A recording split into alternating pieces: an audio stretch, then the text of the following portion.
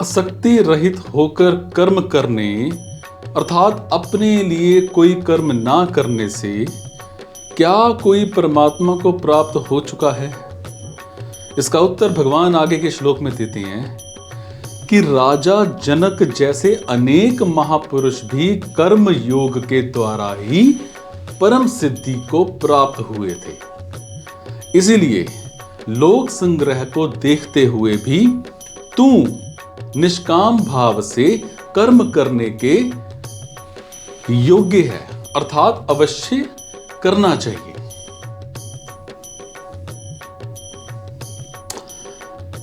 देखो, जो आदि पद है, प्रभृति, आरंभ और प्रकार दोनों का वाचक माना जाता है।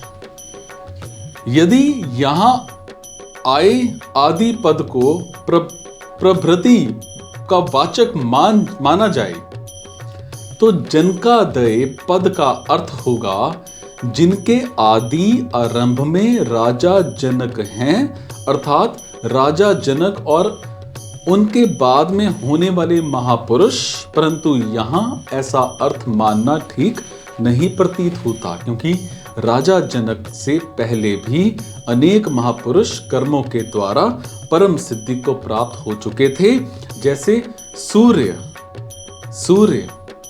वैवस्वत मनु, राजा इक्ष्वाकु आदि।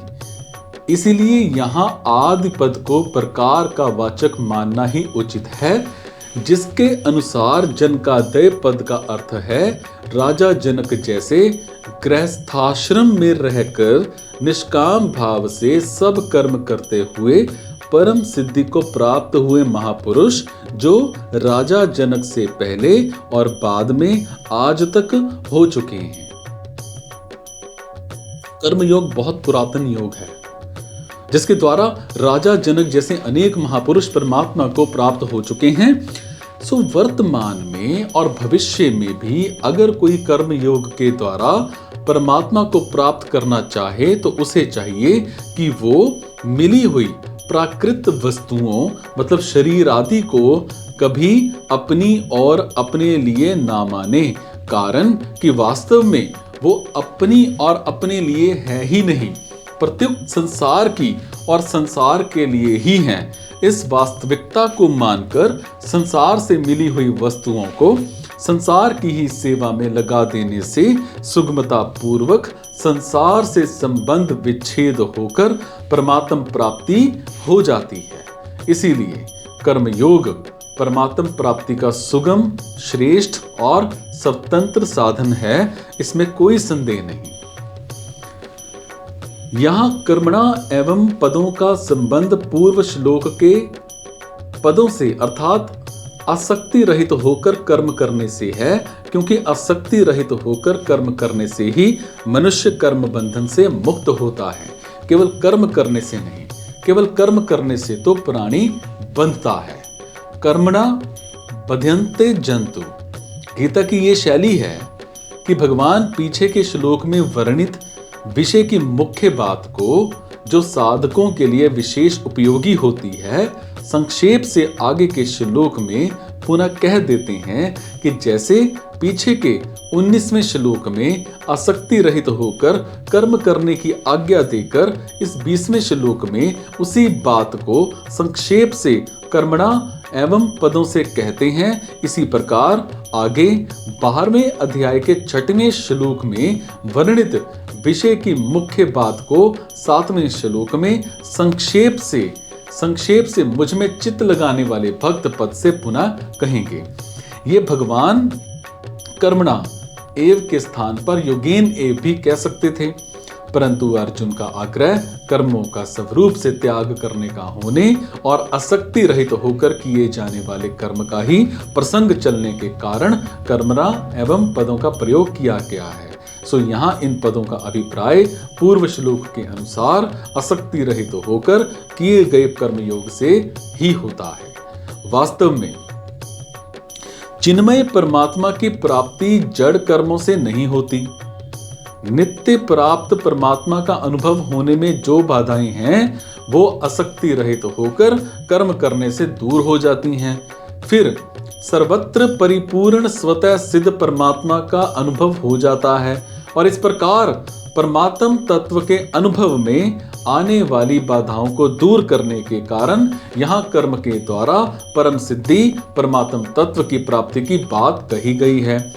मनुष्य सांसारिक पदार्थों की प्राप्ति की तरह परमात्मा की प्राप्ति को भी कर्मजन्य मान लेते हैं और वो ऐसा विचार करते हैं कि जब किसी बड़े उच्च पदाधिकारी मनुष्य से मिलने में भी इतना परिश्रम करना पड़ता है, तब अनंत कोटि ब्रह्मांड नायक परमात्मा से मिलने में तो बहुत ही परिश्रम, तप, व्रत आदि करना पड़ेगा। वस्तुतः यही साधक की सबसे बड़ी भूल है।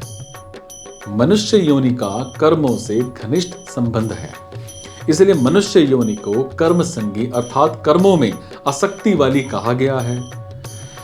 यही कारण है कि कर्मों में मनुष्य की विशेष प्रवृत्ति रहती है और वो कर्मों के द्वारा ही अभिष्ट वस्तुओं को प्राप्त करना चाहता है और प्रारब्ध का साथ रहने पर वो कर्मों के द्वारा ही अभिष्ट सांसारिक वस्तुओं को प्राप्त भी कर लेता है, जिससे उसकी ये धारणा पुष्ट हो जाती है कि प्रत्येक वस्तु कर्म करने से ही मिलती है और मिल सकती है।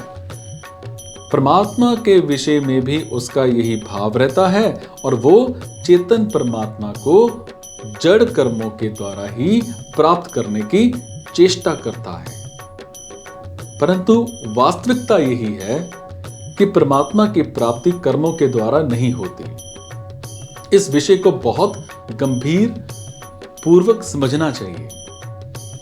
कर्मों से नाशवान वस्तु संसार की प्राप्ति होती है, अविनाशी वस्तु परमात्मा की नहीं, क्योंकि संपूर्ण कर्म नाशवान शरीर, इंद्रियां, मन इनके संबंध से ही होते हैं, जबकि परमात्मा की प्राप्ति नाशवान से सर्वथा संबंध विच्छेद होने पर होती है।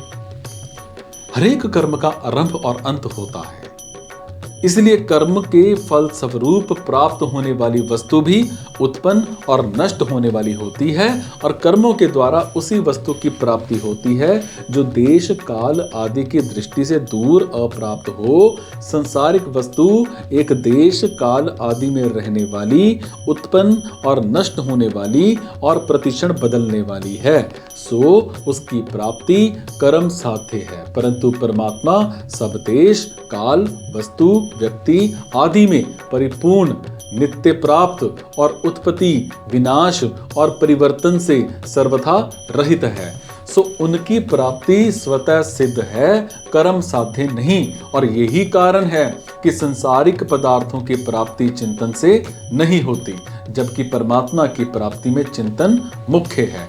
चिंतन से वही वस्तु प्राप्त हो सकती है जो समीप से समीप हो, और वास्तव में देखा जाए तो परमात्मा की प्राप्ति चिंतन रूप क्रिया से भी नहीं होती। परमात्मा का चिंतन करने की सार्थकता दूसरे संसार के चिंतन का त्याग कराने में ही है, और संसार का चिंतन सर्वथा छूटते ही नित्य प्राप्त परमात्मा का अनुभव हो जाता है। सर्वव्यापी परमात्मा की हमसे दूरी है ही नहीं और हो सकती भी नहीं, जिससे हम अपनी दूरी नहीं मानते, जिसे हम अपनी दूरी नहीं मानते, हमने उसको क्या करना है? उस अवसर, वर्ण, आश्रम, संप्रदाय आदि के अनुसार जो कर्तव्य कर्म सामने आ जाएं, वही कर्म बड़ा होता है। कर्म के स्वरूप और फल की दृष्टि से ही कर्म छोटा या बड़ा, घोर या सौम्य प्रतीत होता है। फलेच्छा का त्याग करने पर सभी कर्म उद्देश्य की सिद्धि करने वाले हो जाते हैं। सो जड़ता से संबंध विच्छेद करने में छोटे बड़े सभी कर्म समान हैं। किसी भी मनुष्य का जीवन दूसरों की सहायता के बिना नहीं चल सकता। शरीर, माता, पिता इनसे मिलता है, और विद्या, योग्यता, शिक्षा, है ना, आदि गुरुजनों से मिलती है जो अन्न ग्रहण करते हैं। हैं वो दूसरों के द्वारा उत्पन्न किया गया होता है। जो वस्त्र पहनते हैं वो दूसरों के द्वारा बनाए गए होते हैं। जिस मकान में रहते हैं उसका निर्माण दूसरों के द्वारा किया गया होता है। जिस सड़क पर चलते हैं वो दूसरों के द्वारा बनाई गई होती है। इस प्रकार हरेक मनुष्य का जीवन निर्वाह दूसरों के आश्रित है, सो हरेक मनुष्य पर दूसरों का ऋण है, जिसे उतारने के लिए यथाशक्ति दूसरों की निस्वार्थ भाव से सेवा करना बड़ा जरूरी है और अपने कहलाने वाले शरीर आदि संपूर्ण संसारिक पदार्थों को किंचन मात्र भी अपना और अपने लिए ना मानने से मनुष्य ऋण से मुक्त हो जाता है। कर्मयोग मुक्ति का स्वतंत्र साधन है। जनकादि राजाओं ने भी कर्मयोग के द्वारा ही परम सिद्धि प्राप्त की, क्योंकि उन्होंने सिर्फ दूसरों की सेवा के लिए, उनको सुख पहुंचाने के लिए ही राज्य किया, अपने लिए राज्य नहीं किया।